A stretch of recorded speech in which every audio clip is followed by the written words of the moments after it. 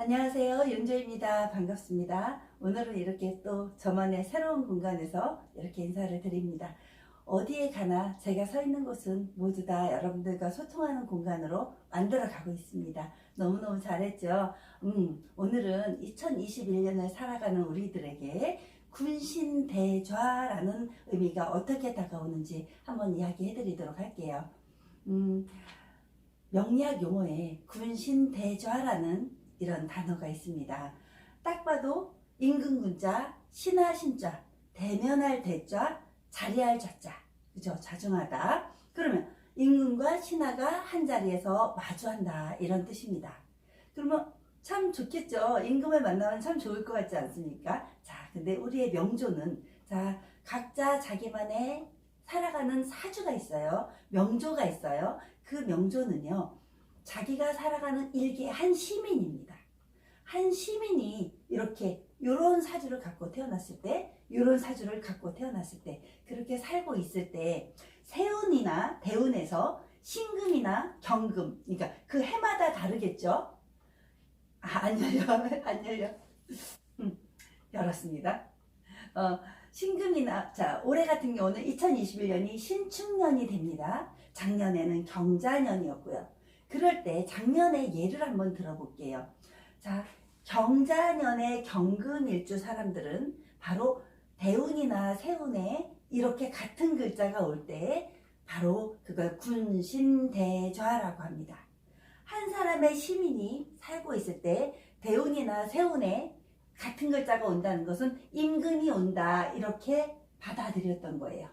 임금이 와서 나를 만나게 된다. 그럼 나는 임금을 아련한다. 좋은 일은 일어날 수도 있어요. 자, 이럴 때는 큰 변화가 일어나게 된다, 이런 의미입니다. 좋은 변화일 수도 있고요, 나쁜 변화일 수도 있어요. 예를 들어서 임금이 행차를 해요. 임금님이 행차를 해요. 그때 바짝 엎드려서, 내가 실력을 닦아온 걸 바짝 엎드려서, 전하, 나는 이렇게 살아온 사람입니다. 제가 정말 하심의 마음으로 더 나라를 위해서 살겠습니다 하는 마음으로 엎드려서 있었다면 임금에게 눈에 띌 수도 있겠죠. 옛날에 왜 장영실 이런 사람들처럼 그런 기회가 오는 때기도 합니다. 자, 그게 바로 10년이면 강산이 변한다는 말도 있죠. 예전에 그 말처럼 10년이면 강산이 변하는 같은 시기, 이게 10년마다 한 번씩 오거든요. 그렇게 10년마다 한 번씩 올 때 그 10년의 주기에 광산이 변해요. 근데 꼭 옛날에 이렇게 설악산 같은 데 보면 그 해 여름에 큰 폭풍우가 내려놔서 이게 산이 다 뒤집어지죠. 그러면 사람들이 다 거기다 새로운 길을 내잖아요. 그런 때도 바로 이런 때입니다. 그러면 꼭 중요한, 이런 시기에는 변화의 기운을 가져온다. 내가 하고 있던 무엇에서 새롭게 도전하게 된다. 또 새로운 출발을 의미한다. 이렇게 됩니다. 왜? 내가 경금일 때 경금이 오거나, 내가 신금일 때 신금이 오거나, 내 일주를 중심으로 오는데, 사실은 연지에도 마찬가지, 연간에도 마찬가지고 월간에도 마찬가지입니다.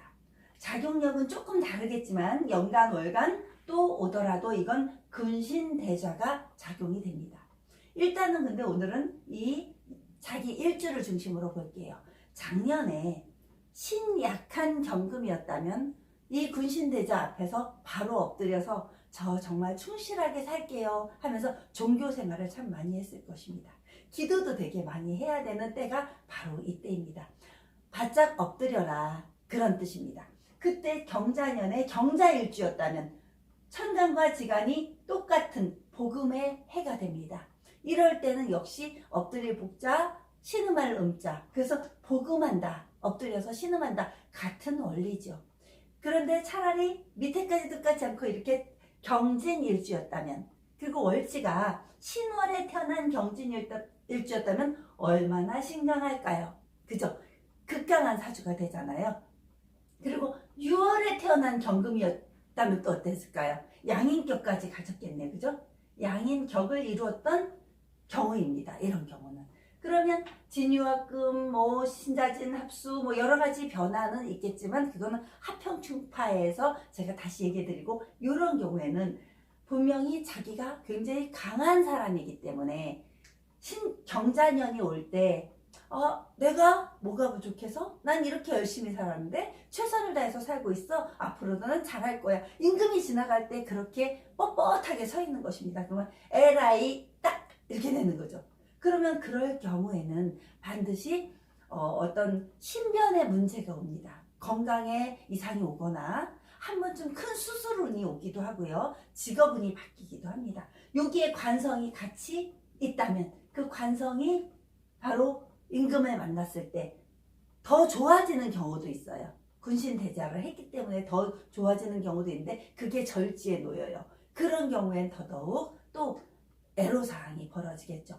아무튼 새롭게 시작하겠다, 새롭게 도전하겠다 이런 의미를 딱 갖게 됩니다. 그럼 올해는 한번 볼게요. 2021년에 신유일간이라고 한번 볼게요. 신금에 태어난 신유일간이면 또 역시 굉장히 강한 그런 세력을 갖게 됩니다.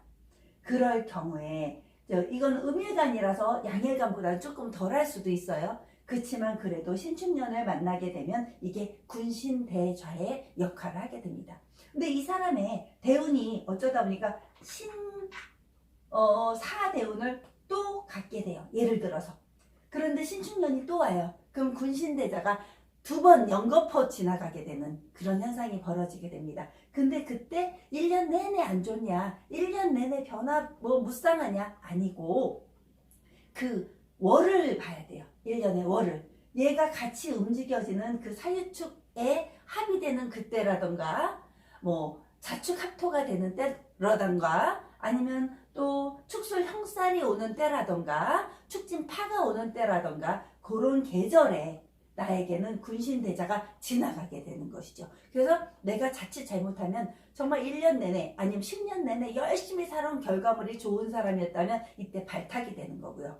아니면 내가 10년 내내 어영부영 살았어.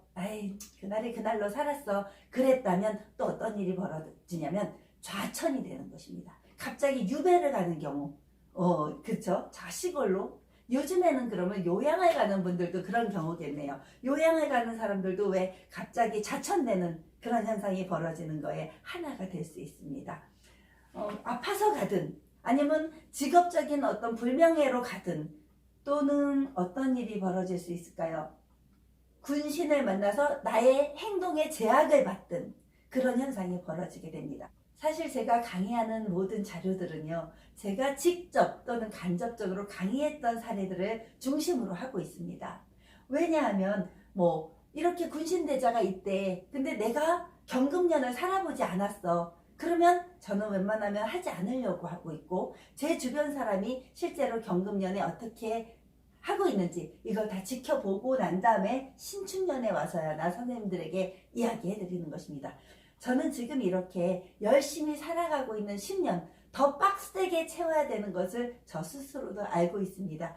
언젠가 제가 살면서 대운에서 경금년을 만났을 때, 경금대운을 만났을 때 저는 임금을 만나서 반드시 바로 승진의 운으로 갈 수 있도록 그렇게 노력하면서 살겠다고 각오하는 철학자입니다. 여러분, 운명이라는 게 반드시 있습니다.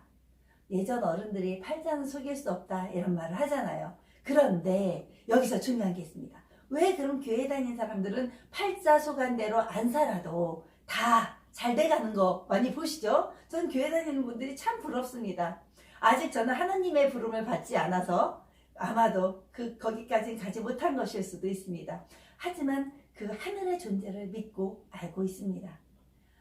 중요한 건요, 이런 경우에도 교회 다니는 분들은 하심의 마음으로 하나님에게 모든 인생을 맡기는 마음으로 살고 있습니다.